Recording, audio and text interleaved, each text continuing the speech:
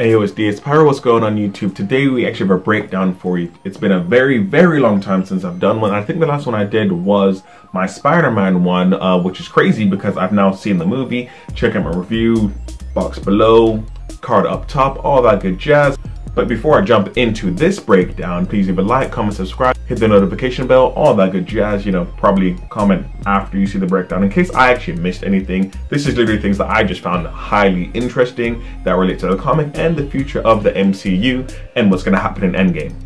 So, first things first, who is going to save Iron Man? We see him all alone on this ship, which I believe is the second ship from the Guardians of the Galaxy Volume 2, because the Milano got destroyed, and then they have the second one, which is named after something else that I don't know about, can't remember. But anyways, who's gonna save him? First things first, we have Captain Marvel, who is currently, well, you'd presume she's on her way back from whatever she's been doing. After Nick Fury caught her on the space beeper, she's coming on the way back. She passes by Iron Man, Tony Stark, on this ship. Hey, dude, what's going on? I'm here to save you. Cool, let's go. And they head back to Earth. If that doesn't work, we've got Rocket Raccoon, who, well, he spent a lot of time on the ship, so he'd probably be able to pick up the signature of the ship, trying to pick up where the rest of the Guardians are, what's happened with the other Avengers, because, you know, they're best friends with Thor. So let's see what happens.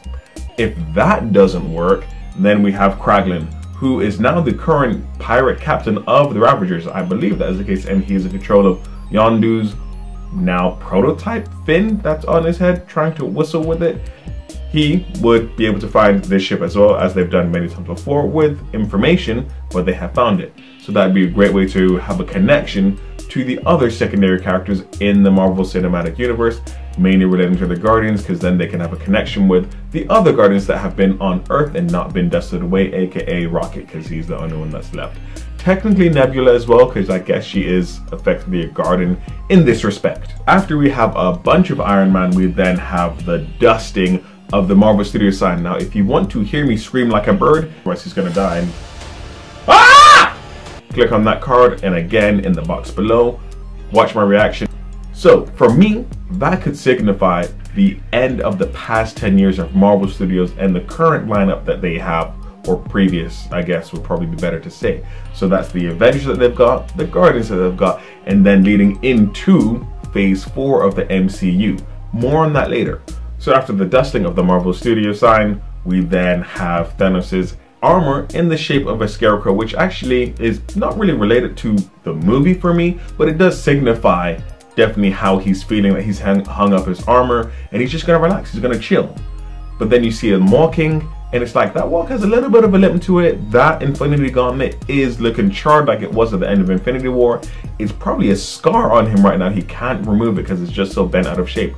But as for the armor, that definitely relates directly to the comic, where he does that at the end of the Infinity Gauntlet storyline, I believe it is. He hangs it up like a scarecrow, who he's trying to scare away. I don't know, but it's what happens. I thought that was a really nice nod to the comics. And you also see this at the end of Infinity War. Once he's won and he's walking out, you see in the bottom right corner, it's there. So after we actually see the Avengers compound, where the Avengers train and live for a while, that you see in Civil War and I believe Age of Ultron as well. Maybe, I can't remember, but I'm pretty sure it's Civil War. It's looking a little bit worse for wear. The ground looks a little bit overgrown. The grass doesn't look like it's been trimmed in a very long time. The side of the building looks a little bit gray, a bit patchy. You don't really want your building looking like that. So that leads me to believe, as the first real representation, visual representation, that no one is there as of Endgame. Obviously in the video where you see a bunch of people disappearing, but in this movie, this trailer, we don't see anything of the outside world, except for this is the closest that we get. So nothing's there. Either one of two things: there's not enough people to clean up anymore, or everyone's just still mourning, and this is not that far after the initial snap of Thanos. After that, the next interesting thing that I saw was the fact that you had Bruce Banner looking at who is missing, and the names on there are Scott Lang, the current Ant-Man, Peter Parker, Spider-Man, and Shuri, who would be next in line to rule Wakanda, now that we know that Wakanda needs a new leader, because, well, Black Panther got dusted, and that was not nice for me, because that definitely was not a good place to die. Definitely not. What is interesting about this is that we know that Scott Lang got out.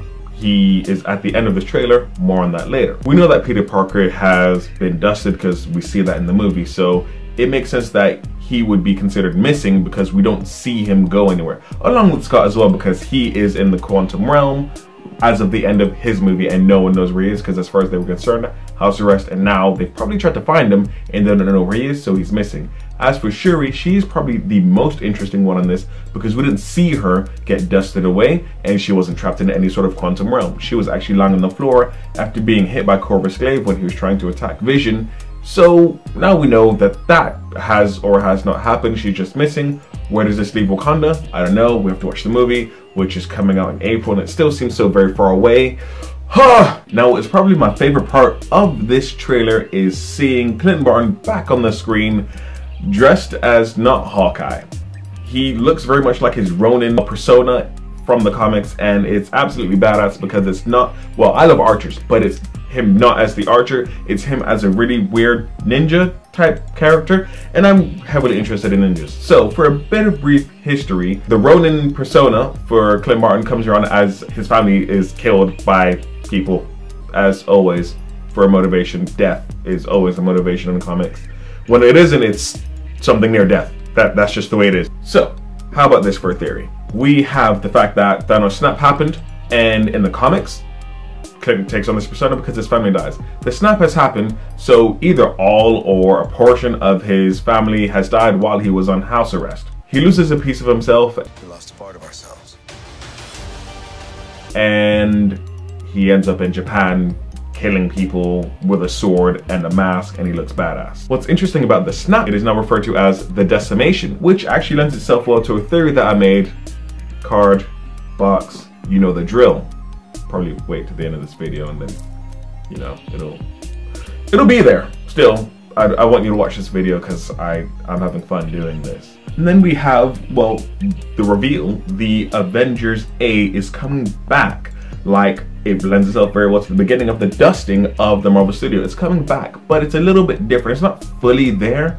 So that leads me to believe that yes, things will go back to a certain status quo, but with new characters going into phase 4. And then we have the end of the trailer, a little post credits, as it were, scene for what really boils down to a teaser more so than a trailer. We have Ant-Man. Now the most interesting thing about this, apart from his humor, which is great, after all of that sad emotion, you have a little bit of levity, some humor, pretty much how Ant-Man and the Wasp was after watching Avengers Infinity War. We have the humor, which is great. Now, what's interesting about this is the fact that when you look at the video, Cap and Widow watching, it's not a live video, it says archive. And I don't quite see a date on there of exactly when it is, but it's archive. It could be 19 something, I don't know, but it's definitely not 2000. That leads me to believe that somewhere down the line, while Scott was in the quantum realm, he ended up getting trapped in a time portal, which he was warned not to get trapped in because, you know, warnings don't mean a thing to Scott. And it happened. So he's now back in time. And then he goes to where he knows some Avengers would be, which is the Avengers compound, which we saw before. But at this point in time, it isn't the Avengers compound, it's actually a Stark facility, which is where things were with Howard Stark before Tony took it over to become the Avengers compound. Or it could be sometime in between where it's more recent, where he's probably a little more conspicuous and he looks just like a normal guy. So it's before Avengers compound, but after kind of a Stark storage facility, or it could be after the Avengers compound and he's just there trying to find things. We don't know, but they seem very shocked to say, is this live? So why is Captain Widow asking that if it says archive? So it's kind of conflicting a little bit, but it is very interesting. And that is pretty much the end of the video. I mean, what interesting things did you guys find? Let me know in the comment section below.